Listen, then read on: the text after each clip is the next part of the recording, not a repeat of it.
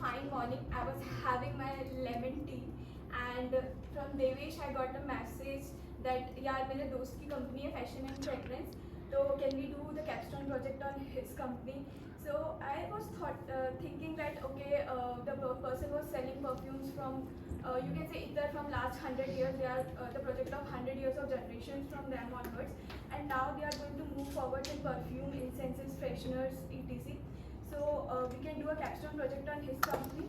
Then I decided to do the personas, and I searched that they have two kind of target audience. The first persona was based on the urban professionals aged between 18 to 35 who values premium and natural and sustainable perfumes, and they seek products that not only met their fashion forward lifestyles but also align with their proposal identities and ethics. Then coming to second persona, these are the digitally savvy shoppers who prioritize exclusive and quality in their purchases, often influenced by online reviews and social media presence. So as you can see, according to our strength, we are mostly targeting the first persona because right now the company do not have a lot of social media presence. So we are trying to build on that. So we have done the marketing research on the past things, and I have prepared a 6M framework for doing their marketing research in detail. So as you know, the mission of the company is to boost their online sales. The complete sales was done on the website itself, and the market we have already told you that that covered 18 to 35 or 40 years old tech savvy, digital savvy audience.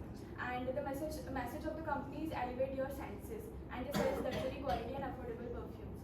Then the media we uses or right now up to this date is digital media, meta platforms to enhance their sales.